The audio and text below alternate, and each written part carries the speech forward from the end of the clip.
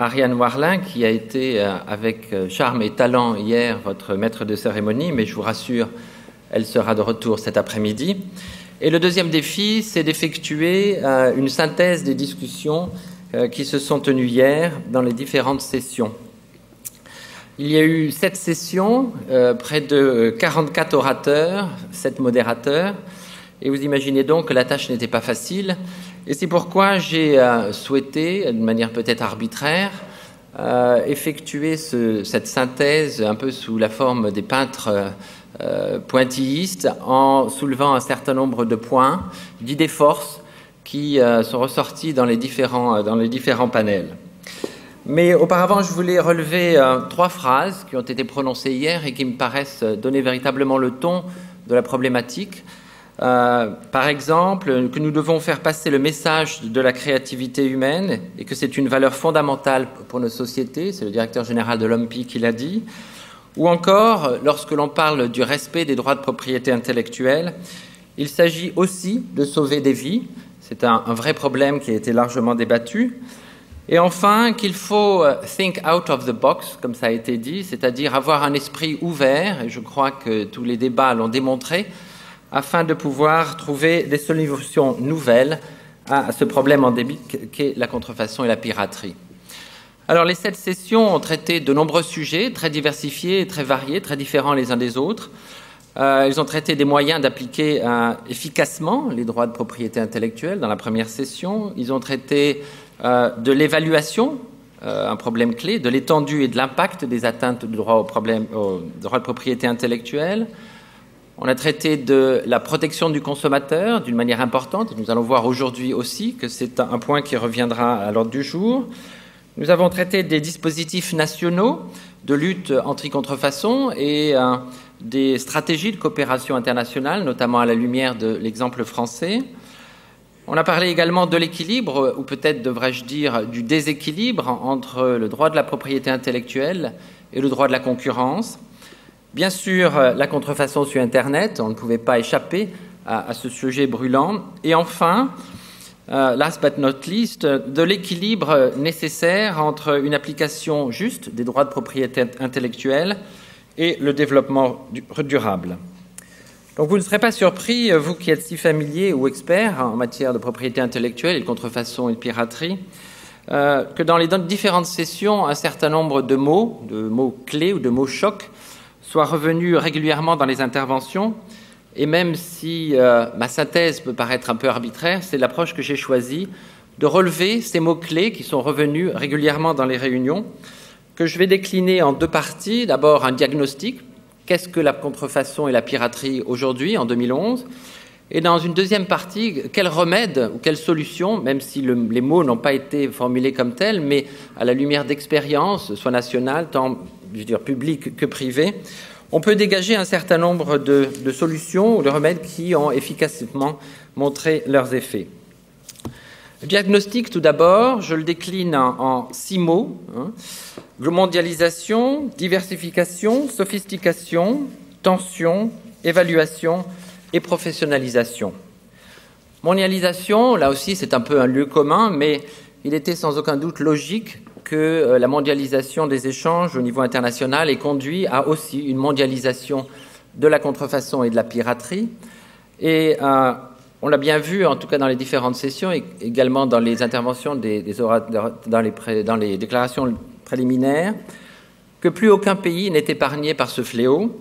Et comme l'a justement démontré le directeur général de l'OMPI, que la contrefaçon et la piraterie aujourd'hui ne rentrent pas nécessairement dans la problématique nord-sud. Deuxième mot, diversification. Autrefois limitée aux produits de l'industrie du luxe, la contrefaçon et la piraterie touchent désormais tous les produits. Et nous avons eu de multiples exemples de la différente gamme de produits.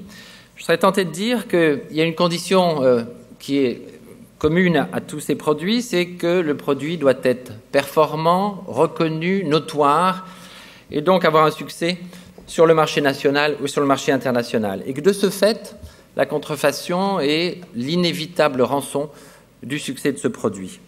Alors nous avons eu un certain nombre d'interventions qui ont fait état des différents types de produits contrefaits, du dentifrice aux jouets, des pièces détachées automobiles aux pièces détachées aéronautiques, des produits agrochimiques aux cosmétiques, et sans oublier, parce qu'il a fait une part importante des débats, les médicaments bien sûr. Donc tous les objets aujourd'hui de la consommation courante peuvent faire l'objet de contrefaçons. Troisième point, la sophistication. C'est une nouveauté de plus en plus pérenne, je dirais. La sophistication est multiple, la sophistication des produits contrefaits d'abord, qui ne manquent pas de poser un certain nombre de problèmes, tant aux autorités de contrôle, et notamment les douanes, mais également aux titulaires de droit eux-mêmes, puisqu'il leur est de façon immédiate, je dirais rapide, et la rapidité est un facteur clé dans la lutte contre la contrefaçon, il leur est de plus en plus difficile de distinguer le vrai du faux. Sophistication également des méthodes qui sont employées par les contrefacteurs, et notamment sur Internet. Nous avons vu qu'il y a toute une série de nouvelles techniques, et Dieu sait si les blogs permettent justement de diffuser ça, le direct downloading, le streaming, etc., sont toutes des techniques nouvelles que les contrefacteurs et les pirates utilisent d'une manière très professionnelle.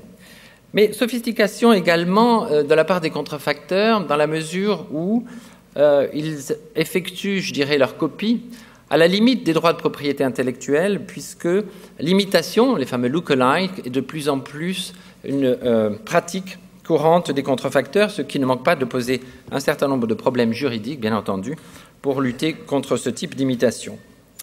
Quatrième mot, une distorsion ou une tension.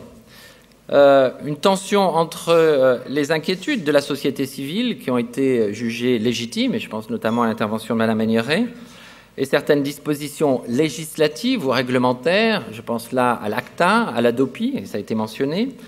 Donc, inquiétude d'une part de la société civile, et d'autre part, les revendications, qui ont été également reconnues comme tout à fait légitimes, bien sûr, des titulaires de droit pour un meilleur respect des droits de propriété intellectuelle. Autre tension entre le droit de la concurrence et le droit de la propriété intellectuelle. Une session a été consacrée à ce sujet relativement nouveau et innovant.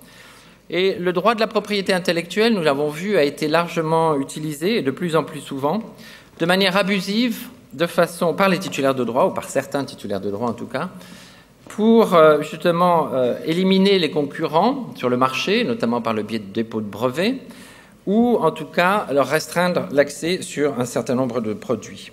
Troisième type de tension, et elle est importante, entre l'impérieuse nécessité de développer des politiques publiques, et notamment on pense là aux politiques en matière de santé et de sécurité, mais d'autre part le fait que la propriété intellectuelle, malgré tout, ne constitue pas une priorité pour un certain nombre de gouvernements. On a même parlé à cet égard de luxe. C'est un luxe pour les gouvernements de faire passer la propriété intellectuelle avant bien d'autres sujets à leur ordre du jour. Cinquième point, cinquième mot, évaluation. C'est aussi un problème récurrent qu'on le retrouve, ou plutôt, je dirais, la difficile évaluation de l'étendue de l'impact des atteintes aux droits de propriété industrielle. Et nous avons vu qu'un certain nombre de méthodes avaient été appliquées, avaient été définies, qu'un certain nombre d'études ont été faites, y compris notamment par l'OMPI, et nous avons entendu énormément de chiffres, soit dans plénière, soit dans les sessions parallèles, que je ne vais pas vous relever. Beaucoup de chiffres qui font état de pertes de revenus, de gains manqués, d'emplois perdus, de recettes fiscales qui n'ont pas été perçues, de saisies en douane, de sites Internet fermés, de noms de domaines bloqués. Donc c'est relativement positif dans la mesure où on voit qu'un certain nombre d'actions sont positives et mènent à porter leurs fruits. Mais nous avons en même temps, je dirais dans le même temps, entendu également une phrase de conclusion. Il ne s'agit, en ce qui concerne ces chiffres, que la partie émergée de l'iceberg. Et deuxième phrase également de conclusion, après cette étude des méthodologies, qu'une véritable méthodologie de calcul qui soit acceptée par tous, qui soit imparable, si tant est que ce soit possible, efficace et neutre, cette méthodologie restait à élaborer. Sixième et dernier point concernant ce diagnostic, la professionnalisation des contrefacteurs et des pirates, professionnalisation des contrefacteurs eux-mêmes, mais également de leur réseau, Et on s'aperçoit qu'ils sont de plus en plus informés, de plus en plus vigilants, de plus en plus instruits en matière juridique, de plus en plus mobiles géographiquement, et notamment en ce qui concerne leur implantation dans les pays dont ils ont bien décelé, je dirais, les faiblesses juridiques ou les limites juridiques. Cette professionnalisation nécessite de ce fait, de la part des autorités de contrôle, douane, police, justice, par exemple, une action concertée, et notamment, c'est un exemple qui a été relevé, avec le secteur bancaire, pour identifier les flux financiers générés par la fraude et leurs liens, assez souvent, avec le blanchiment d'argent. Un exemple, les sites Internet contrefacteurs sont systématiquement installés à l'étranger, les colis sont systématiquement envoyés par la poste, de façon justement à éviter et à contourner les structures juridiques existantes. Alors d'autres mots auraient pu bien sûr être relevés dans toutes ces interventions qui ont eu lieu hier: criminel organisé, responsabilisation, traçabilité, innovation bien sûr, mais ceux que j'ai mentionnés sont revenus de manière récurrente et systématique dans le diagnostic effectué par les conférenciers. Donc deuxième partie, une fois que le diagnostic est posé, quels sont les remèdes, les solutions ou, je dirais, les actions qui sont efficaces et qui ont porté leurs fruits. Là aussi, je le décline en 5 mots: coopération, partenariat, sensibilisation, formation ou éducation, et adaptation.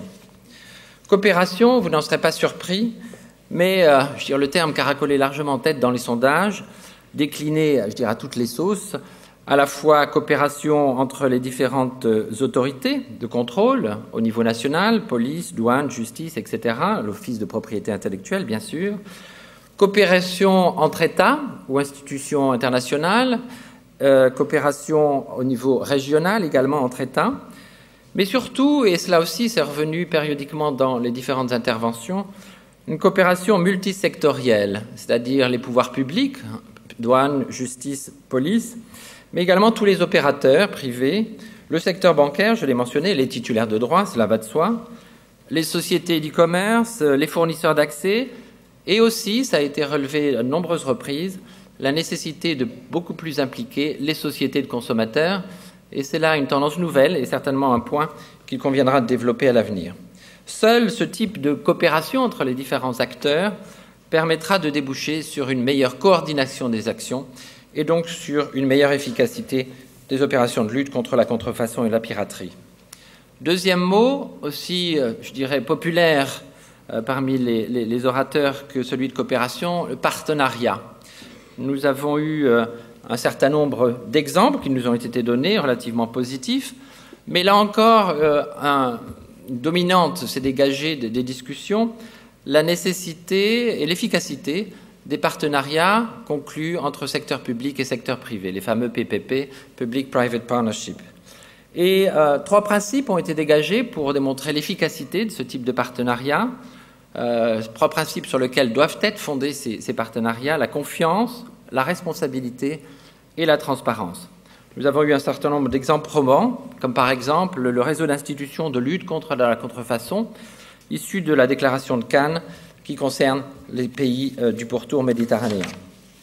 Troisième mot dans ces remèdes, la sensibilisation. Là encore, c'est un mot qui est devenu dans toutes les sessions d'une manière récurrente. Tout d'abord, sensibilisation des consommateurs, bien sûr. Il y a une quinzaine d'années, on pouvait, avec un plaisir un peu coupable, acheter des produits de contrefaçon, que ce soit une montre ou un polo dans un pays exotique. On savait pertinemment, en tout cas à l'époque, que l'on achetait une contrefaçon. Aujourd'hui, ce n'est plus le cas. Et c'est la nécessité, c'est pourquoi il est nécessaire de sensibiliser tous les consommateurs. Et je crois qu'un congrès comme celui-ci sert largement, ou l'exposition qui a été effectuée ici pendant 1 an, sert largement ce but. Mais au-delà des consommateurs, je crois qu'il faut également, et ça a été relevé, sensibiliser tous les opérateurs, les opérateurs économiques qui peuvent, sans le savoir, justement intégrer un produit contrefait dans la chaîne de distribution de leurs produits. Et nous savons que les dangers à la clé sont les problèmes de sécurité et de santé publique, et c'est la raison pour laquelle, je dirais, cette sensibilisation doit être effectuée tout azimut. Avec un point qui a été largement débattu et qui est important compte tenu de ses implications, bien entendu les médicaments contrefaits, qui est un problème clé et qui ont été si terriblement qualifiés de tueurs silencieux. Quatrième mot, formation, éducation. Là aussi, c'est un concept qui n'est pas nouveau, qui est largement mis en œuvre à la fois par les offices de propriété intellectuelle, les organisations internationales, mais également par le secteur privé. Et nous avons entendu, par exemple, parler d'un futur IP Crime Investigation College qui va être mis en place par Interpol, ainsi que de multiples formations, de cours, de workshops qui vont tant, je dirais, du collège à l'université et également à tous les professionnels. Cinquième et dernier point dans ces remèdes, une adaptation. Nous avons vu que le monde de la contrefaçon et de la piraterie est en constante mutation et que justement les contrefacteurs et les pirates sont extrêmement actifs pour s'adapter notamment aux techniques nouvelles, et je pense notamment à l'Internet. Et donc il convient systématiquement de s'adapter aussi vite. La rapidité et la vitesse est un facteur clé pour effectuer une lutte active contre la contrefaçon. Nécessité de s'adapter aux nouvelles technologies afin de trouver des parades à la sophistication des produits et des moyens et des méthodes. Je terminerai mon résumé, puisque mon temps est imparti, par une phrase que j'ai également entendue hier et qui me semble parfaitement illustrer l'état d'esprit de la majorité des orateurs. Chaque action ressemble à une goutte d'eau dans l'océan, action de lutte contre la contrefaçon et la piraterie, bien sûr, mais il faut néanmoins à chaque fois agir comme s'il était impossible d'échouer. Je trouve que c'est là parce que c'est vrai que souvent les opérateurs et les titulaires de droit ont tendance à baisser les bras devant l'ampleur du phénomène de la contrefaçon, mais néanmoins, tous les exemples qui nous ont été donnés ont démontré que ce type d'action était efficace, et même si ça paraît comme une goutte d'eau dans l'océan, elle est extrêmement utile et efficace. Donc c'est fort de cette devise volontaire que nous allons aborder cette deuxième journée du Congrès. Et je vous remercie pour votre attention. Je vais changer de casquette et passer maintenant à mon rôle de maître de cérémonie pour vous informer que 2 sessions vont commencer tout de suite en fait. La première qui se déroulera dans cette salle et qui concerne le financement de l'application efficace des droits de propriété intellectuelle et notamment un regard sera porté sur les activités innovantes, les approches innovantes en la matière. Et puis une deuxième session qui aura lieu dans la salle du bas concernant les coûts liés au traitement des produits contrefaisants et pirates. Avant de conclure et d'inviter les panélistes de la première session, et notamment le modérateur, à prendre place sur le podium, ce qu'ils peuvent déjà faire d'ailleurs, on m'a chargé de vous faire un petit rappel concernant les écouteurs qui sont mis à disposition pour l'interprétation, qui n'ont pas tous été rendus hier soir. Je crois qu'il manquait à peu près 34 écouteurs. Donc je vous rappelle, je crois que ça sera fait également dans le courant de la journée, la nécessité, lorsque vous sortez des salles, de redéposer les écouteurs auprès des hôtesses qui sont à l'entrée. Donc les sessions de discussion vont commencer maintenant. Elles vont durer jusqu'à 10h30. Et j'invite les panélistes pour cette session sur le financement de l'application efficace des droits, et notamment son modérateur, Trevor Little, de prendre place sur le podium. Je vous remercie de votre attention.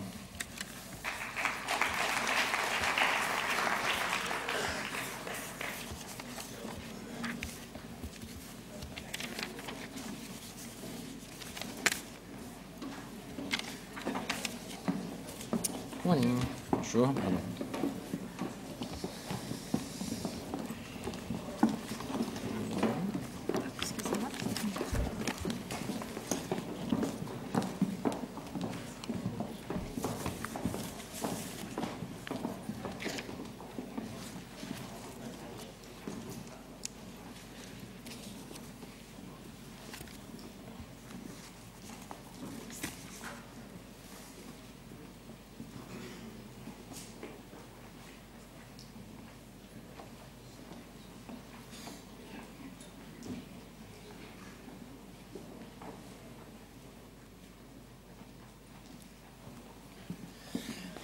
Bien, sans plus attendre, nous allons commencer cette session concernant le financement de l'application efficace des droits de propriété intellectuelle. Et pour ce faire, I will give the floor to Trevor Little, who is certainly very well known for all of you, since he is the managing editor of one of the key publications in the IP area, the World Trademark Review. Trevor, you have the floor.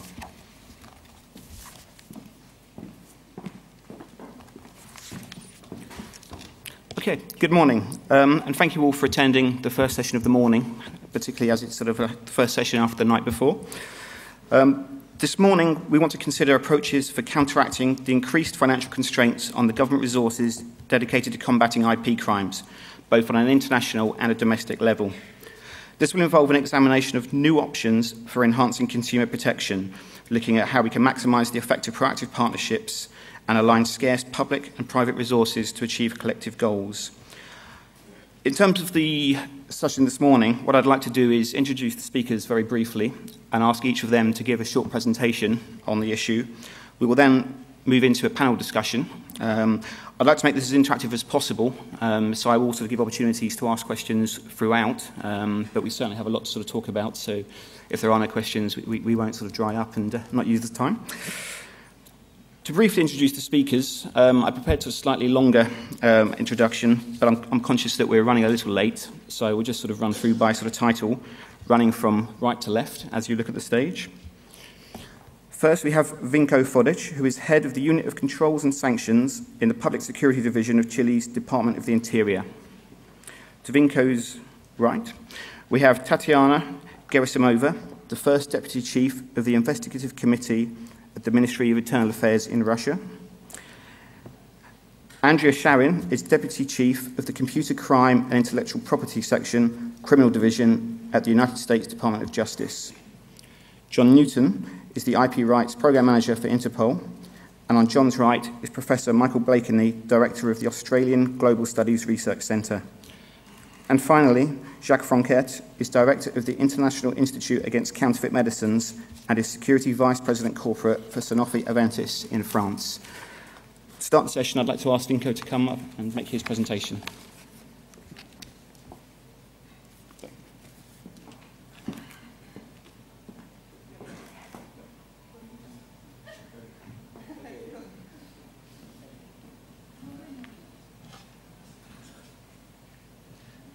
Hello? No. Doesn't work. This one? Yeah, this is good.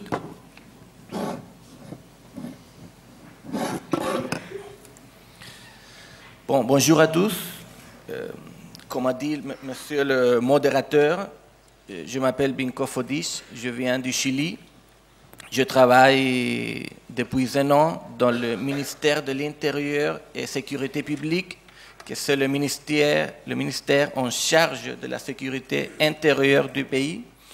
Et avant ça, je travaillais pendant 10 années, disons, dans le parquet financier, dans le ministère public du Chili, à Santiago, en charge de sa fait de recherche financière et économique. Bon, suivant l'objet de la discussion d'aujourd'hui, je veux vitement raconter 2 initiatives qui sont créées depuis peu de temps, 2 ou 3 ans avant, au Chili. La première initiative que je veux raconter, c'est la création du comité public-privé. Et la seconde, c'est la création de la BRIDEPI, que c'est la Brigade investigative de délits contre la propriété intellectuelle. Bon, le comité public-privé, que c'est la première chose, le comité public-privé, c'est une instance, c'est un lieu qui est créé à niveau du gouvernement comme un chemin, un lieu permanent et officiel de collaboration entre le secteur public et le secteur privé. Ça fonctionne de manière officielle, permanente, dans la maison du gouvernement, dans la Casa de Gobierno, qui s'appelle Palacio La Moneda, Palais La Moneda, et qui réunit à les secteurs du commerce organisé, à les chambres qui sont représentées par la Chambre nationale de commerce, et réunit aussi à les organismes, les institutions publiques en charge de la sécurité, typiquement les organismes de contrôle, les deux institutions policières, les deux corps de police qu'il y a au Chili, le service de douane, le service d'impôts, le ministère public. Alors, ce comité qui fonctionne dans le Palacio La Moneda, dans la maison du gouvernement du Chili, quand l'année commence, au beginning de chaque année, ils font une priorisation de problèmes plus importants pour le commerce, qui est typiquement c'est le commerce illégal, le commerce qui ne paye pas d'impôts, la contrefaçon, mais la contrefaçon générale, la contrefaçon d'argent, de credit card, la contrefaçon de chèques, le vol, le délit de los robos, et aussi la contrefaçon et la piraterie, c'est-à-dire les délits contre la propriété intellectuelle et industrielle. Et ce comité public-privé, je crois que le plus important, c'est que c'est un lieu formel, officiel, qui permet le changement d'informations entre le monde public et le monde privé, la coopération et la collaboration entre le monde public et le secteur privé. Mais tout ça, ça marche dans un endroit ou dans un contexte de transparence et de formalité. C'est-à-dire, depuis 2 ans que fonctionne ce comité, la collaboration ou le partenariat public-privé, ça ne dépend pas de le proactif d'une personne ou une autre personne dans un endroit ou dans une ville spécifique.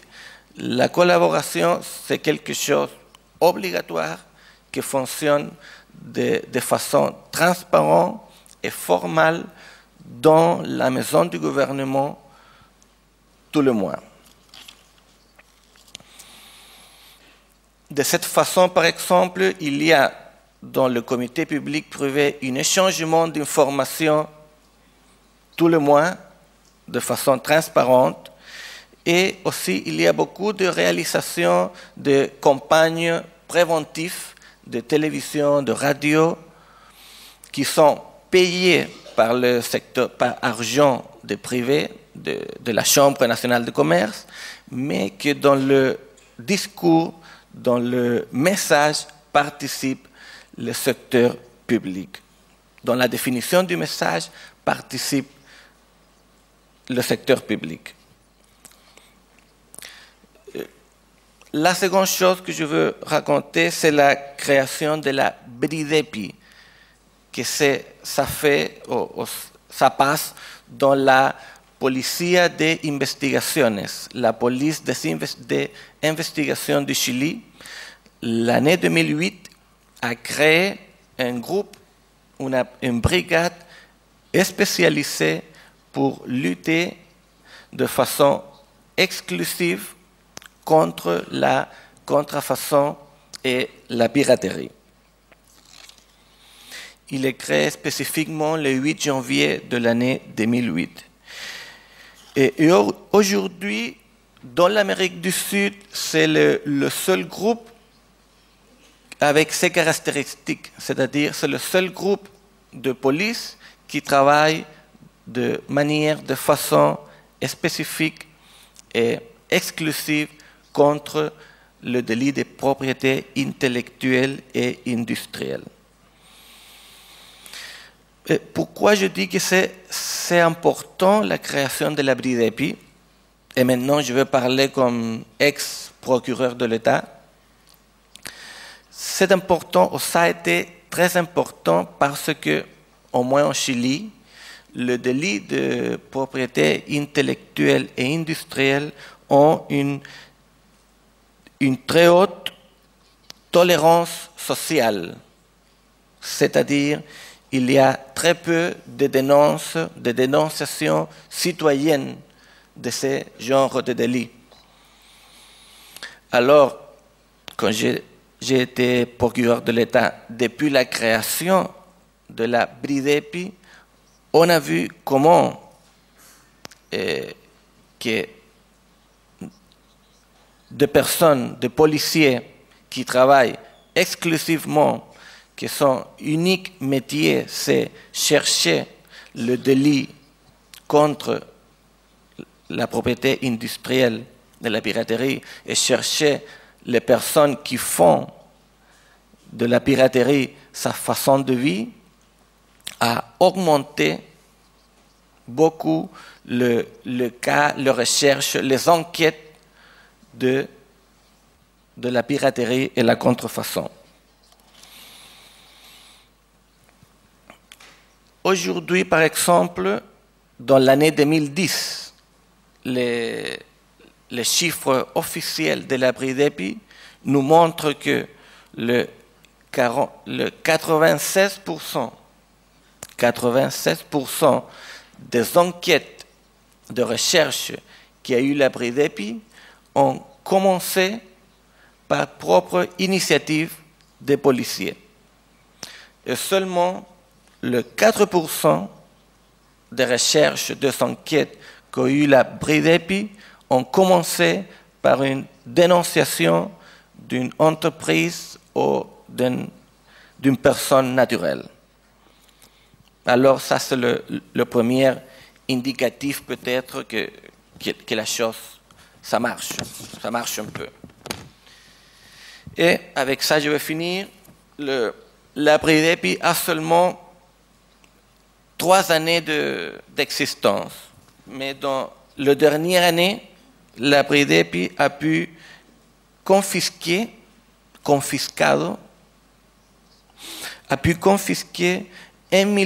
500 000 objets ou espèces de DVD, CD, vêtements, parfums, etc.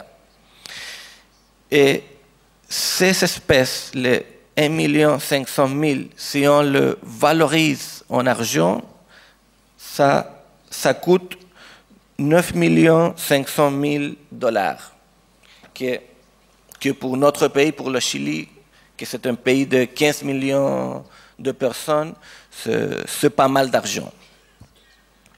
Et bon, c'est ça, je finis. Merci.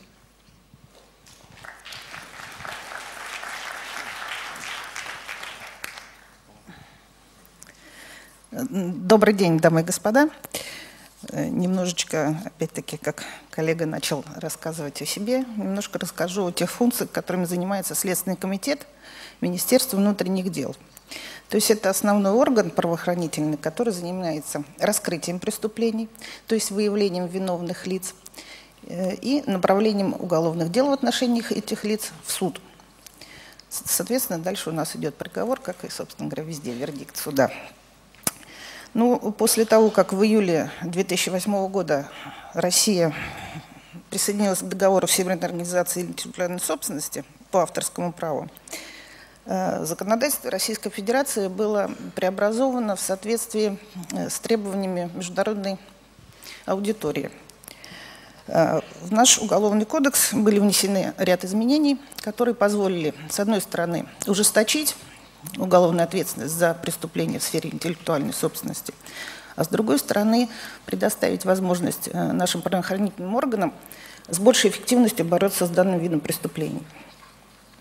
Так, например, статья 146 Уголовного кодекса, которая у нас основная, рабочая, скажем так, она была отнесена к категории тяжких преступлений. Соответственно, наказание за данный вид преступлений у нас сейчас предусмотрено до 6 лет лишения свободы. То есть достаточно серьезно. Потом нашим правительством была внесена инициатива по введению новой главы в Уголовный кодекс, связанной с конфискацией имущества. То есть предусматривается конфискация не только имущества, добытого преступным путем, но и конфискация также орудий, оборудования и иных средств совершения преступления, которые принадлежат не только виновному лицу, но и лицам, в распоряжении которых находится это имущество. Кроме того, ряд изменений у нас внесены были и в Гражданский кодекс, в связи с тем, что были определены новые правовые институты в сфере интеллектуальной собственности. Это право на секреты производства ноу-хау и также право на фирменное наименование. Это то, что вот касается как бы законодательной базы, которой мы руководствуемся в своей работе повседневной. Ну, немножечко цифр, наверное, тоже интересно будет услышать про Россию. Значит, за прошлый год, только за прошлый год, правоохранительными органами Российской Федерации было выявлено 6118 преступлений в сфере нарушения авторских и смежных прав. И к уголовной ответственности за эти преступления было привлечено 3500 лиц. За прошлый год только размер причиненного ущерба составил $33 миллиона. По делам, которые были возбуждены следственными органами и другими правоохранительными органами, был наложен арест на имущество, изъято имущество, денег, ценностей, а также добровольно погашено на $50 миллионов. То есть, в общем, цифры, наверное, чуть побольше, чем у коллег из Чили, но, тем не менее, тоже впечатляющие. И, конечно, хочется сказать о различных категориях уголовных дел, которые мы расследуем. И, как показывает анализ практики, в основном уголовные дела у нас возбуждаются по фактам незаконного использования объектов авторского и смежных прав в сфере реализации аудиовизуальной продукции, а также по программам для компьютеров. За прошлый год у нас было зарегистрировано свыше 1500 преступлений, связанных с незаконным производством и оборотом фальсифицированной и контрафактной аудио- и видеопродукции. И почти 2000 преступлений, которые связаны с незаконным производством и оборотом фальсифицированного и контрафактного программного обеспечения. Были также случаи выявления преступлений, связанных с оборотом фальсифицированных товаров. Это продукты питания, бытовая, оргтехника, теле-, видео и фото-киноаппаратура. К сожалению, фактов выявления контрафактных товаров в сфере косметики, медицинского, препаратов медицинских, бытовой химии в прошлом году как-то вот у нас выявлено не было. Но это недоработка, мы, конечно, работаем в этом направлении. Это не значит, что не занимаемся этими темами. Ну, поскольку, я еще раз повторю, что представляю здесь следственные органы, то есть те органы, которые расследуют непосредственно факты совершения преступлений, значит, хочется остановиться на некоторых проблемах, с которыми мы сталкиваемся при расследовании этих уголовных дел. Значит, ну, прежде всего, есть проблема восстановления непосредственных изготовителей и распространителей контрафактной продукции. То есть зачастую мы товар имеем, а лица, которые его изготовил, не имеем. И установить это бывает достаточно сложно. Вторая проблема, наверное, с которой мы столкнулись в последнее время, это отсутствие какой-то практики и методики, наработанной расследованием уголовных дел по факту неправомерного размещения аудиовизуальных произведений в сети интернет. Значит, существующей методики касается расследования таких преступлений с использованием материальных носителей. Однако работа по документированной преступной деятельности и сбору доказательств их вины затрудняет тот факт, что отсутствует нормативно установленная обязанность интернет-провайдеров, регистраторов доменных имен, хостинговых компаний и операторов электронных платежных систем при регистрации в сети интернет абонентов и заключении соответствующих договоров с ним по предоставлению услуг. То есть достоверно идентифицировать добровольных пользователей и сохранять сведения об их сетевой активности не представляется возможным. Есть проблема, когда правонарушители в целях распространения видеофильмов через сеть интернет используют сайты международных файловых систем и архивов. И эти файлы зарегистрированы за рубежом, куда, например, сливают фильм, а на своем пиратском сайте размещается только ссылка на этот сайт. Таким образом, при скачивании скажем так, фильмов, например, IP-адреса непосредственных клиентов не сохраняются. И в этом проблема при сборе доказательств их вины. Хотя в прошлом году у нас был положительный пример расследования уголовного дела, которое как раз касалось размещения неправомерного аудиовизуальных произведений в сети интернет на электронном ресурсе Интерфильм.ру. Это вот вторую проблему я сейчас обозначила. И третья проблема, конечно, ну она не проблема, она решается всевозможными способами, но в связи с тем, что у нас постоянно технический прогресс обновляется, необходимо совершенствовать действующее законодательство, то есть более остро и быстро реагировать на изменения текущего момента. Я думаю, что, так сказать, с проблемами, с которыми мы сталкиваемся, вот, наверное, основные такие выделены были, сейчас я вам о них рассказала. Ну, пожалуй, так сказать, общие фразы, наверное, закончились, скажем так. Дальше мы перейдем к каким-то частным вопросам.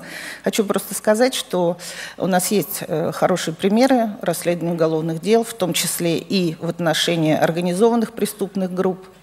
И есть приговоры судов, вердикты вынесенные, то есть лица у нас привлечены к уголовной ответственности и получают, в том числе, получают за это реальные сроки содержания в тюрьме. Ну, в заключение, наверное, хочется сказать, что Российская Федерация будет продолжать работу в этом направлении, и мы всеми силами будем бороться с этим международным преступным сообществом, скажем так. Спасибо.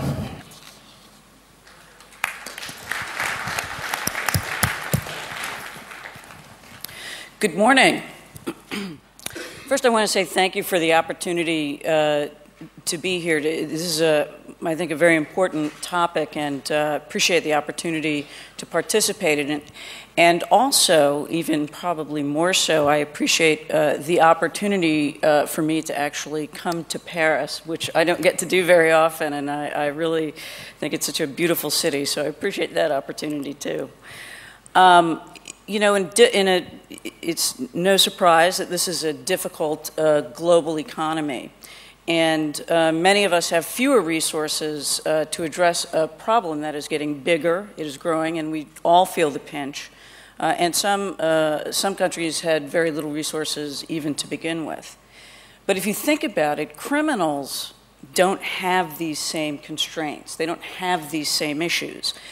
They don't get together with their co-conspirators and talk about their budget for the next fiscal year. You know, they don't grapple with layoffs. They don't, you know, have very high overhead. They don't invest in research and development costs. They don't look to comply with safety codes. They don't pay taxes. And in fact, in difficult times, some studies show that IP crime actually increases and provides opportunities for IP criminals to flourish.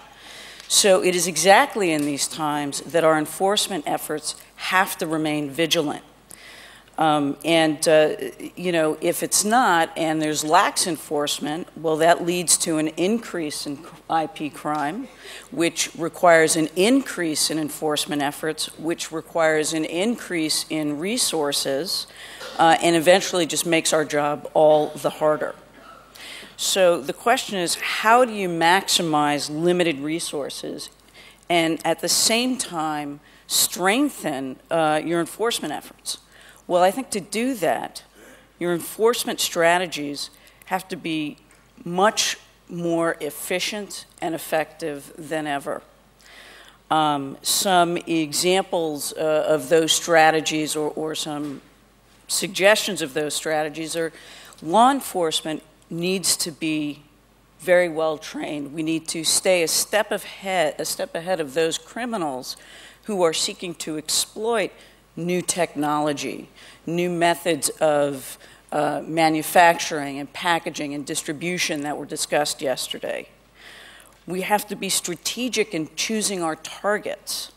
You know, we have limited resources, and if you choose targets that have the greatest impact, one person at the top of the food chain can have much more deterrent and important effect than multiple targets that are at the bottom of the distribution chain, as an example.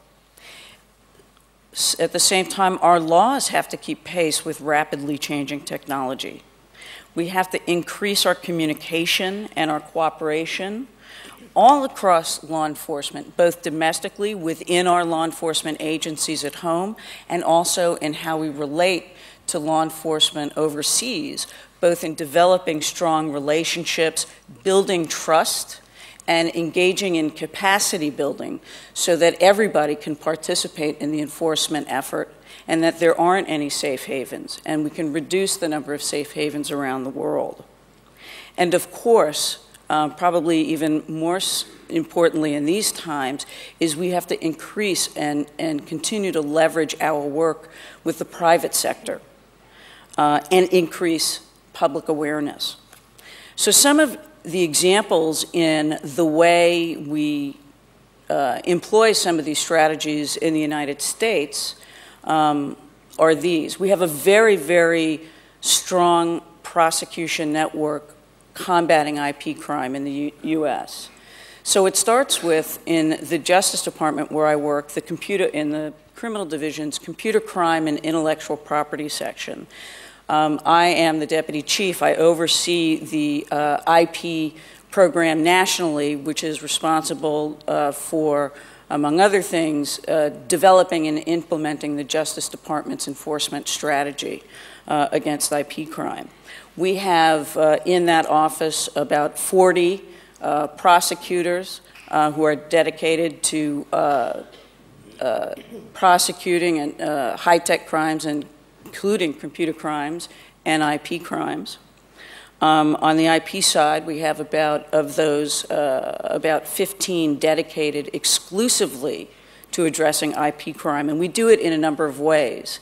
First, we engage in prosecution, both assisting prosecutions that occur in offices in the field, and also we prosecute cases out of our office that involve multi-district or multinational investigations and prosecutions.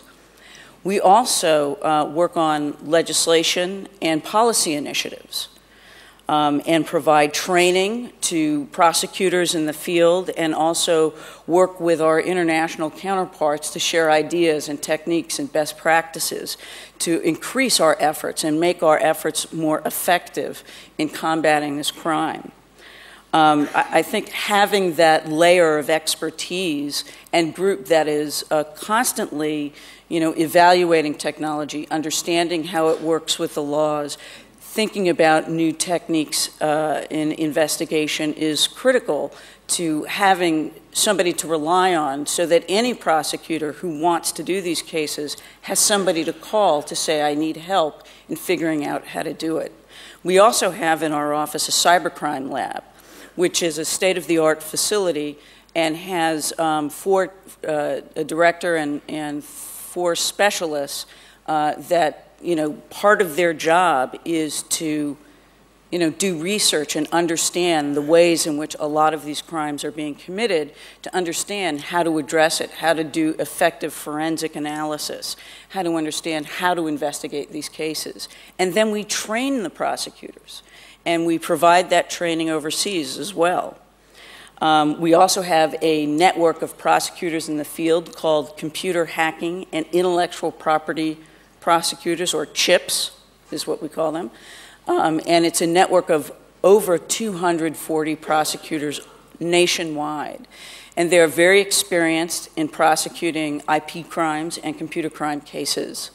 And they act as sort of a local counsel in their field. We work very closely with them. We have a listserv, so when somebody is working on a case and they don't quite know what the law is, or if there's some new advancement, they'll send an email out.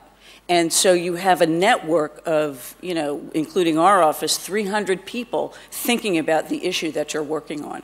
It's a very effective way to maximize the resources that you have. And I said, it's important to target or be strategic about who you target, but that doesn't mean every, other kinds of crimes that aren't as large scale or aren't involving health and safety or organized crime don't get addressed.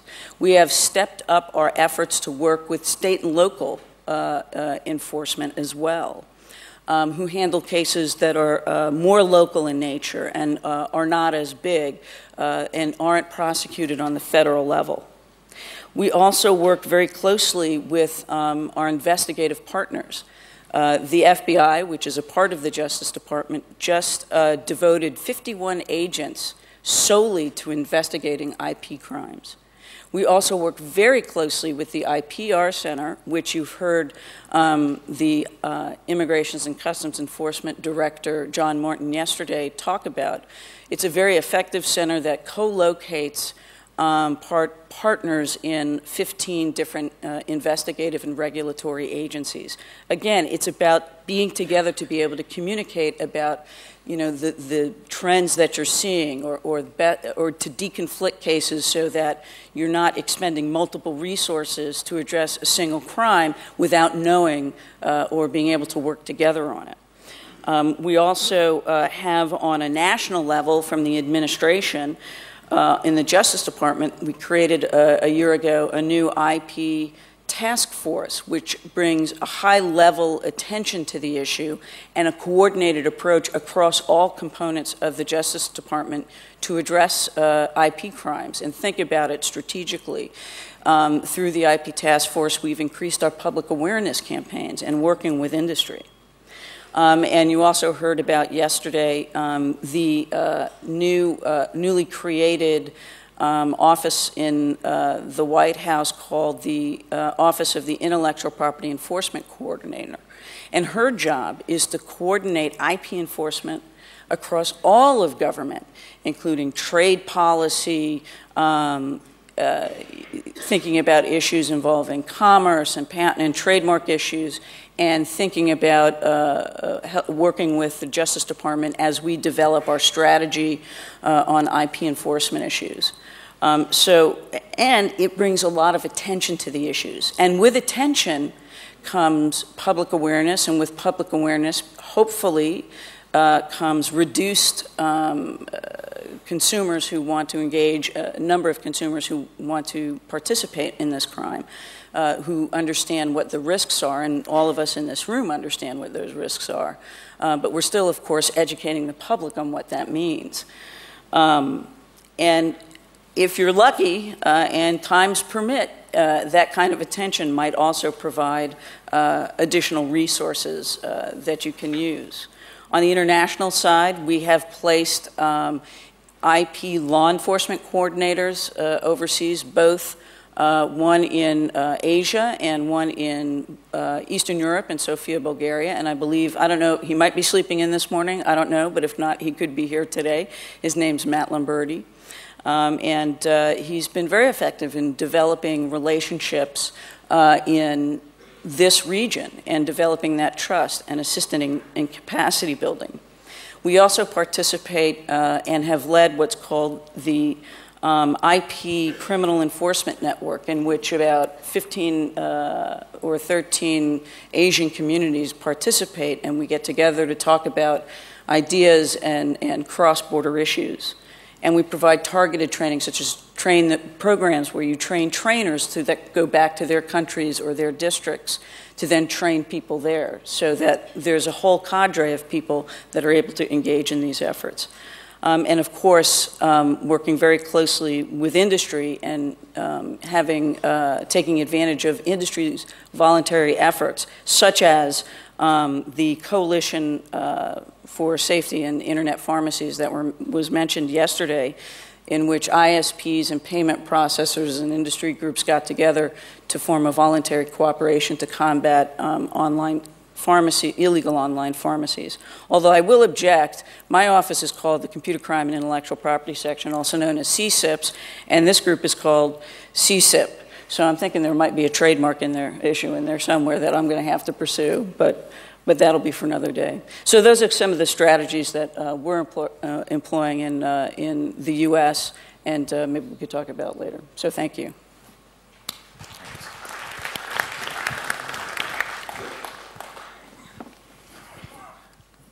Thank you very much. It's my turn to speak to you from the Interpol perspective. And I want to turn this question slightly on its head a little bit, because we believe, certainly within the IPR program, that despite the economic climate, it is possible to focus scarce collective resources on achieving collective goals. And I think that's the issue, collective goals. So what I want to propose today is that, yes, of course, we need to look for new options, but new options are quite hard to find. So what I'm going to suggest is that we need to consolidate what we already do well and actually get better at doing it. And the way I'm going to do that, if I can, is to try and give a very short case study in the time available to me to talk to you about how we within the IPR program try to maximize resources and so that we can, by working with our other partners, be more effective. And I'm going to entitle this little part, The Golden Rules of Partnership Policing. Because this doesn't just apply to Interpol, which, as you know, is a police organisation. It actually applies to all policing activity, where if you're trying to generate not only public sector funds, but also private sector funds. And the most difficult thing for us within the, not only police, but within the law enforcement community, is identifying and illustrating the cost benefits of partnership policing. Because we're very good in the policing world at arresting people, saying we've arrested this many people, we've made these many seizures. But it's actually quite difficult for us to show how effective we are. So from an Interpol perspective, it's very important for us to show the people that we work with, not only in the public sector, but also the private sector, that there is a direct benefit from working with Interpol. And we've gone from a situation where in the early days, I used to have the private sector coming to me and saying, John, we'd like to work with Interpol, well, what can you do for us? And the situation has changed quite dramatically now in the sense that when people come to me, either from the private or the public sector, and they want to work with us, they don't ask me, John, what's in it for us, because they already know. And I think that's a very important factor in all this. So dealing with the policing side of it and how we're going to make best use of our resources and actually try to access not only direct funding, but also other types of benefit which don't necessarily come in the form of funding. And I think the most important thing as a program is that you need to have a clear idea of where you're going. You need to have a long-term strategy. In the IPR program, we have a rolling 3-year strategy. Despite everything else that changes around in the organisation, we as a program know where we're going. And what we want to do is we want to raise awareness among national policymakers, primarily in the police, but also in government, about the links between IP crime and transnational organised criminals.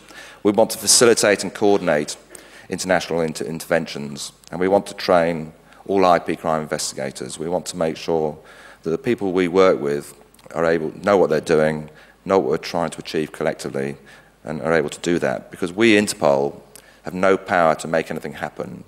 Everything we do is through the power of persuasion. And also, of course, we've got the Interpol brand, which is quite strong, and I'll come back to that in a moment. So quite clear, you need to know where you're going as a program, and the reason why you need to do that is that I, in fact, get people coming to me to offer me assistance, which would actually take me off at a tangent, which doesn't complement what I'm trying to do. So I avoid that situation. So it's very important for me, as a program manager, to look for a win-win situation. You know, what's in it for me, what's in it for either the government or the industry sector that we're going to work with. Interestingly, within Interpol, 90% of our funding comes from the public sector. An absolute maximum of 10% comes from the private sector. But within the IPR program, it varies from year to year, but the direct or indirect benefit we get is roughly about 50-50 between the public and the private sector, which I think gives you an indication of how we work and how we manage to work with the different sectors. So, as I said, we need to identify this win-win situation. We need to identify the intervention point. What can we, Interpol, working with our partners in the private sector and the public sector, where can we intervene that makes the most difference? How can we do that? So that's very important for us. And linked to that is we have to have achievable success. There's no point in us agreeing to do something if we're going to fail. So that doesn't mean that we're not ambitious, which we are, but we make sure that we know we can attain collective success and shared success, and that's most important. For example, when we put out a press release, we don't talk about how good Interpol is, we try and emphasise the good work done by our partners, in particular frontline police and customs officers. And you'll see that theme throughout all Interpol IPR programme press releases. Collective success. The other important thing is, obviously, the money is, and the work we're doing has got to be appropriate. And a very important fundamental part of that is the ability of both partners to say no. So I try and be as transparent, that's the current buzzword, isn't it, with my people we work with. And if we can't do it, I say no. If they ask me to do something that's inappropriate or we can't do it, I say no. And that's a two-way street. And we've got very good partners who recognise that. So the other thing is that quite clearly we need to understand how we can make best use of the Interpol brand and also not let the brand be abused by our partners. So I've said that the work's actually done by our member countries, the people in the police and customs, but nevertheless, by us focusing on an issue and raising awareness, that in itself brings a bit of pressure, and we are able to be a catalyst for action, and that's what we do. That's fundamentally the most important thing for us. So what are we uniquely able to do? I've said that we need to be able to show the cost benefit. Well, we're uniquely able to bridge the gap between the public and the private sector. We're able to, dealing with the public sector and working with national authorities, we're able to open doors for them and give them a much wider market and outreach. Working with the private sector, we are able to bring the public and the private together, make introductions, make things happen, get good, strong alliances. The other thing we have to do is to do what we say and be reliable. And I think that one of the keys to our success over the last 5 years is that the people we work with know that if we say we're going to do something, we do it and we're reliable. And the other part of that is choosing the right partner. In the early days of our programme, we were very inclusive. We wanted to encompass all the different elements. And that's a very admirable quality, and certainly in this forum we should be talking about partnership and involving everybody. But from my perspective, it's very important not to have passengers. We can't afford to carry passengers. We can't afford to waste resources. We need to make sure that people we work with are equally committed to the cause, as are all the organisations represented on the Global Congress Steering Committee and others. So, in summary, from my perspective, the problem is not actually raising external funding or obtaining direct and indirect benefit to support the programme and to support collective efforts. My biggest problem, if I'm frank, is getting, I'm in competition with other teams within Interpol, getting sufficient core budget funding to enable me to act as that catalyst for action, so I can reach out and get the additional resources and to work with others to achieve collective success. But the thing that I find most difficult to get is actually police officers with the skill set that we need, which is that ability to work with the private sector, the ability to manage international operations, the ability to persuade, and that's the most difficult resource for me to get. But I'd suggest to you that if you know what you want and you've got a good programme and you focus on partnership, there is money there, and there are lots of direct and indirect benefits we can get from working together. Thank you.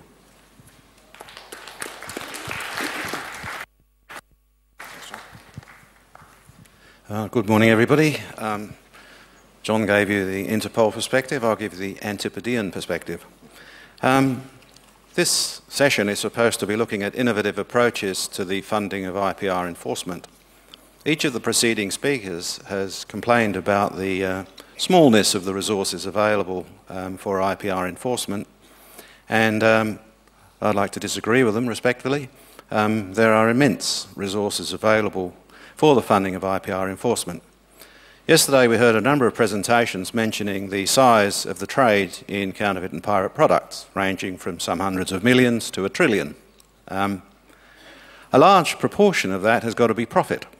Our colleague from the United States just mentioned that the traders don't have certain overheads. They don't pay tax, they don't have promotional expenses, R&D, they don't observe consumer standards, employment standards, and they don't provide post-sale service. So I would guess that a large proportion of the turnover is actually profit. And that profit is available to fund IPR enforcement efforts. That profit's made available under confiscation legislation. So just to introduce you to that legislation, I'll draw your attention to one of the provisions of ACTA, Article 25, says that a party should provide criminal procedures to allow its competent authorities to order the seizure of assets derived from, directly or indirectly, the alleged infringing activity. Now, you don't need an ACTA to introduce this legislation, and our colleague from Russia mentioned that they've introduced confiscation legislation there. There are actually three types of confiscation legislation that exist around the world today. The first type are laws which track proceeds back to specific crimes, specific criminality. The second type of legislation is what is known as criminal lifestyle legislation, and I'll use the example of the UK Proceeds of Crime Act of 2002, which says that if you can be characterised as having a criminal lifestyle and you've benefited from that lifestyle, then you have to disgorge the property that you have. Now, it's quite easy to define criminal lifestyle. There's a schedule to the UK Act, and it says that if you've committed a trademark offence or a copyright offence, you're indulging in a criminal lifestyle, so obliged to hand over property that can be traceable to that kind of lifestyle. Now, I come from Western Australia, and the third kind of legislation is known as unexplained wealth legislation. And over there, we've got a thing called the Criminal Property Confiscation Act of 2000. And basically, the Director of Public Prosecutions can apply to the court for what is called an unexplained wealth declaration. A person has to explain that they have wealth which cannot be lawfully explained, if I can summarise the legislation. There's a procedure where that person is obliged to answer questions, their financial records are examined, and if their property cannot be lawfully explained, then they have to disgorge that property. Now, it's at this stage in my presentation that various members of the audience begin to shift nervously in their Gucci loafers and decide that they won't be visiting Western Australia. Well, what is the property that is recoverable under each of these types of legislation? So, using the UK legislation as an example, it's the property that is currently in the possession of the perpetrator, property that has been disposed of to another, property that has been acquired to replace the property which has been illicitly obtained, property which has been mixed with other property, and thirdly, the accrual or increase in the value of the property acquired, so they can't benefit from a rising property market. So what happens to this property that has been confiscated? Different countries have different approaches. So let's take the United States by way of example, first of all. Our colleague from the Department of Justice here, they, in 2006, which are the latest figures I could find, confiscated about $1.2 billion worth of property. And you look through the budget documents, quite an amount of that money went to the enforcement authorities in the US. The UK approach to these things, they interestingly have introduced an incentivisation scheme. It's called the UK Proceeds of Crime Incentivisation Scheme of 2005. 50% of confiscated profits go to the Treasury, and of the second 50, 40% goes to investigation, 40% to prosecution, 20% to enforcement. South Africa, 2006, distributed 73.8 million rand to the enforcement authorities. Australia has a confiscated assets account, and the legislation sets out where the money is supposed to go. A, crime prevention measures. B, law enforcement measures. So this confiscated money is shared around appropriately. Now, one question that you're probably thinking about is, and what about rights holders? What do they get from all of this? Now, confiscation legislation was originally devised in a drug context. In Australia, the legislation says that measures should be related to the treatment of drug addiction, and diversionary measures relating to the illicit use of drugs. So they've identified those particular sufferers. No one has yet addressed rights holders, and so that's an agenda item for the future. To conclude, as I mentioned, the ACTA provides no model for the type of legislation that countries have to adopt, and BASCAP is currently preparing a briefing paper under the direction of Jeff Hardy to make suggestions to countries as to the sort of approach that they could make. If you're interested in reading further on this subject, then obviously contact Jeff. He has a working draft of the memorandum, and I think that you'll find that this is quite a fruitful line to pursue for the future. So I thank you for your attention.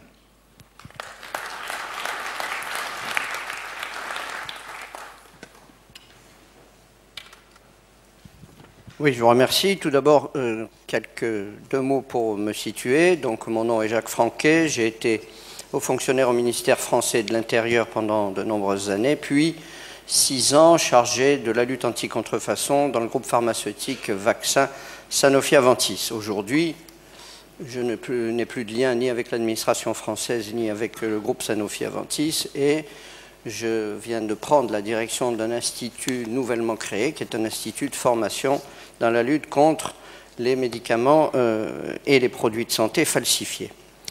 Donc, cette initiative qui vient d'être prise et qui démarre à peine résulte en réalité dans le domaine du faux médicament et des faux produits de santé, des contrefaçons de tous ces produits-là. Quand je parle de produits de santé, j'englobe non seulement les médicaments qui comprennent les génériques, mais également les produits vétérinaires, les vaccins bien sûr, et tout même des compléments alimentaires du style vitamines et autres, puisque tout ça est l'objet de contrefaçon. Donc j'évite d'utiliser le mot médicament, puisque c'est tout ce qui touche en réalité à la santé publique.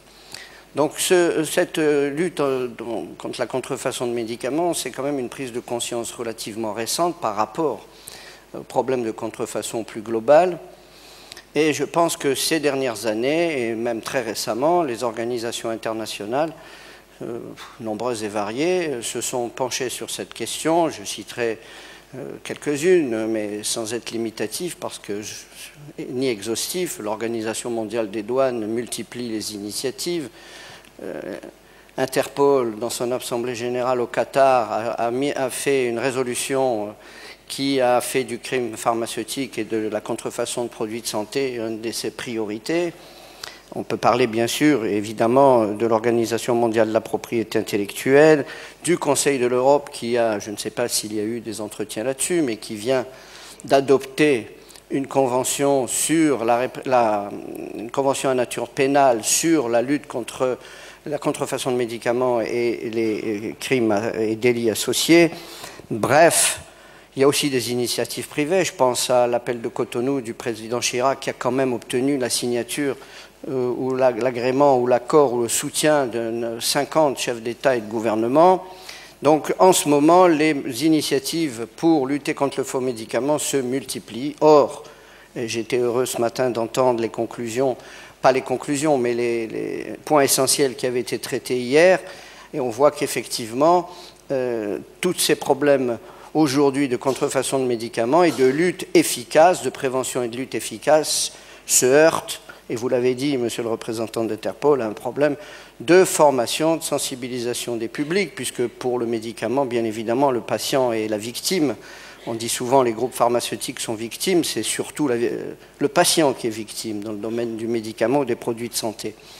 Donc en réalité, on s'aperçoit que non seulement il y a une sensibilisation forte à faire du public, le public, lorsqu'il achète, le patient, lorsqu'il achète un faux médicament, il est loin de savoir qu'il s'agit d'un faux, sinon il ne l'achèterait pas. C'est ce qui distingue de certains autres domaines de la criminalité. Et secondement, les agents chargés de la lutte, les professionnels de santé, j'ai été assez longtemps au ministère de l'Intérieur pour savoir qu'on n'est pas du tout formé à ce type, non seulement on n'est pas formé à la lutte anti-contrefaçon en général, mais encore moins à la contrefaçon des produits de santé. C'est un domaine tellement de prise de conscience récente qu'il y a un grand besoin de formation.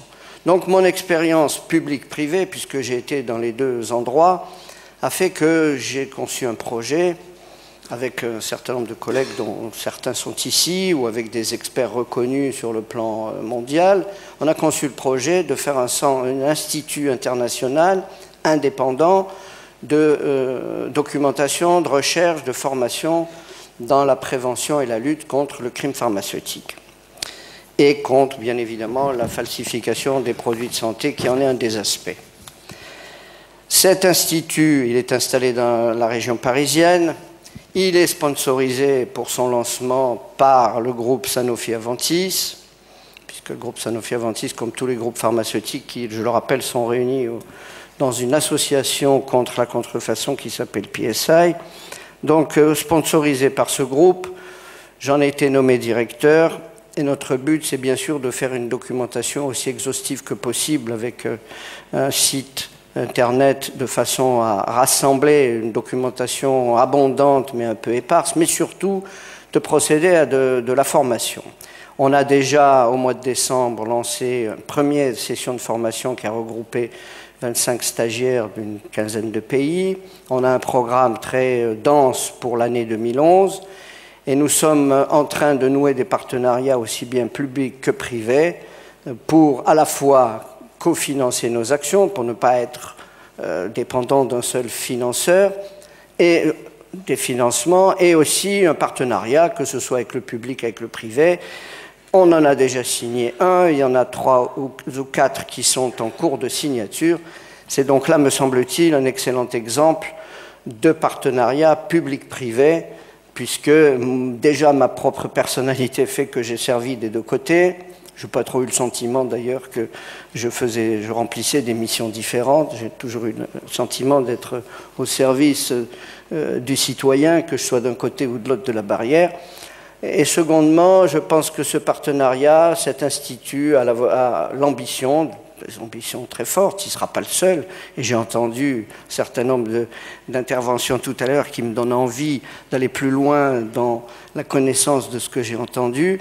Nous fera nouer des partenariats et j'espère, et j'ai la conviction qu'au 7e congrès, si on veut bien nous y inviter, on pourra vous faire état d'un bilan positif et peut-être déjà, voire modestement, mais de façon relativement sensible, contribuer à la prévention et la lutte contre la contrefaçon de médicaments, puisque nous nous sommes spécialisés dans le domaine du produit de santé. Je vous remercie.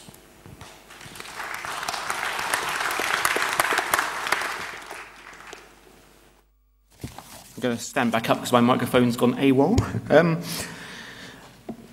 I've got a long list of questions. I'm conscious that we're running slightly out of time. Before I sort of ask any questions of the panel and start any debate, I just wanted to see if there was anybody in the audience that had a question that specifically relates to ways to increase funding or to increase efficiencies in partnerships. I think you've got one there.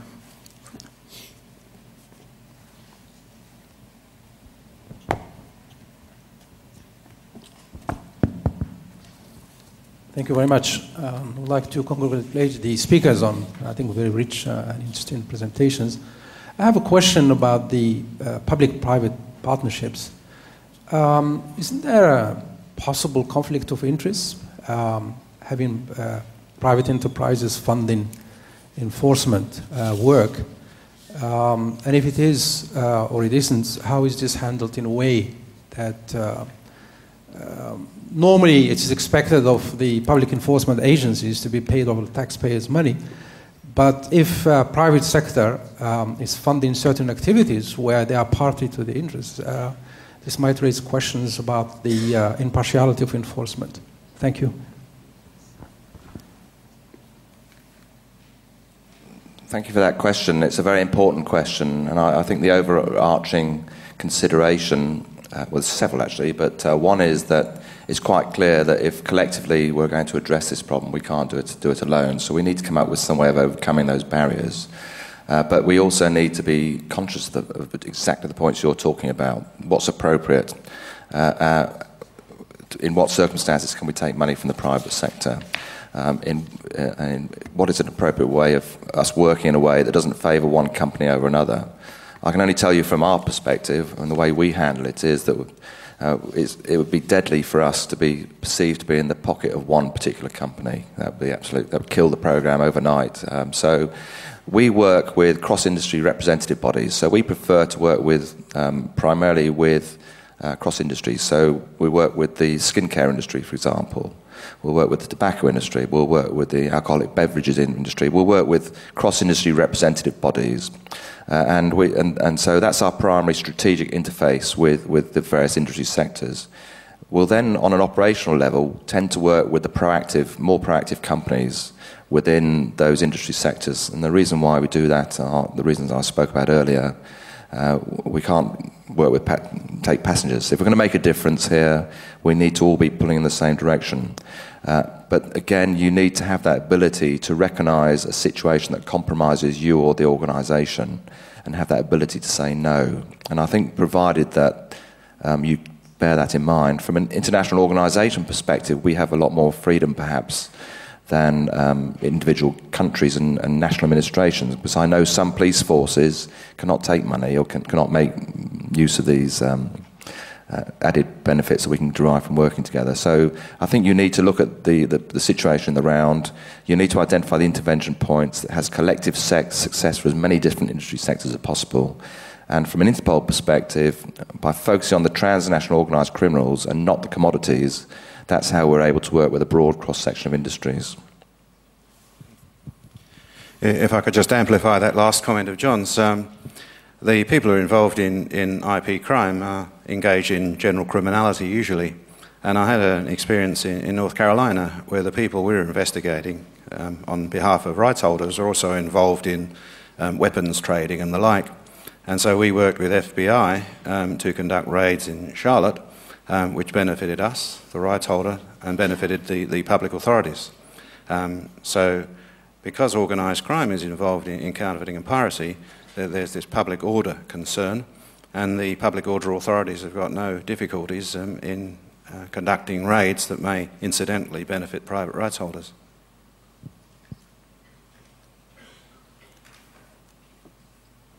Okay, I've got a quick question. John, you obviously mentioned earlier on there are some challenges even when you're offering sort of training, getting budget, and obviously that means that your efficiencies are very important. When you're looking to go out into the world and offer, outreach and offer this sort of training, capacity building, what challenges do you sort of face in those sort of endeavours, and what more can governments and bodies overseas do to help you increase efficiency and therefore justify more budget for these kind of activities? Well, I hinted at it right at the end of my comments, which is that for me, I'm very fortunate. I have excellent staff, but the skill set that I need for my people is a skill set that's quite rare. So the biggest challenge I face is really having people that can represent Interpol in the programme and go out and make these things happen, be a catalyst for action, have the skill set and the ability to be a diplomat, the ability to make things happen.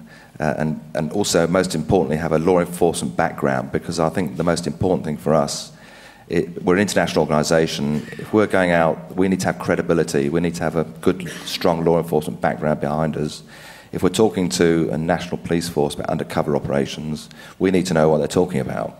So that's my biggest problem, is actually having sufficient people to do this and people with the correct skill set, and that's my area of weakness, if you like.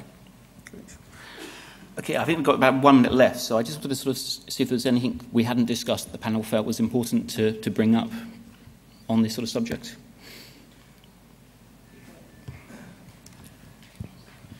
Oui, je veux dire une chose à propos de la question de monsieur là-bas, que c'est que si on ne travaille pas en équipe entre le monde public et le monde privé, on est perdu. En Chili, on utilise le mot, je vais le dire en espagnol, que c'est la seguridad ciudadana. Je crois que la traduction, c'est sécurité citoyenne. Mais on dit que la sécurité publique, c'est une chose, et la sécurité privée, c'est une autre chose. Et les deux mots, sécurité publique et sécurité privée, font sécurité citoyenne ou seguridad ciudadana. C'est dans ce mot qu'on travaille dans un partenariat pour les efforts privés et publics. Et la manière, la façon de solutionner le conflit d'intérêts qu'ils peuvent avoir, c'est la même réponse qu'a dit M. Newton, qu'on travaille avec pas les entreprises en particulier, sino qu'on travaille avec las organizaciones gremiales, c'est en espagnol. Je crois que le mot c'est organisation corporative. Pas avec les entreprises, avec les organizaciones gremiales qui représentent les intérêts d'un secteur économique comme la banque, les pharmacies, le transport, etc. Merci. I know we're running out of time, but I just, one other source of funding for, to help supplement funding for law enforcement activities that we use is our asset forfeiture fund. So one of the very effective ways of getting at IP crime, the criminals, and in a variety of crimes, not just IP, is to go after their money and forfeit their assets that are the proceeds of the crimes that they're committing. But then the question is, what happens to those assets? So in the U.S., we have a general fund that the money goes into, and after, there's lots of rules around how that money gets allocated. The victims have a right to get their some of their money back. The Congress takes some of the funds. There's other rules. But after the fact, with the money that is left, it could be used to support investigations and prosecutions in the form of, storage for seized goods or destruction of goods or using money for undercover buys or those kinds of things in cases that would lead to forfeiture. So that's one of the strategies to look for other creative sources of funding. And one point on the interaction with victims, I agree with the comments that said, but I would also say when you're talking about a specific case, I know in the U.S., we work with victims with industry as we would any other victim of a crime. And we have to be careful that they don't have influence over the direction of any investigation. And our work with them is mostly on an association level, a broader level around training. And that's how we do it in our approach. Okay, thank you.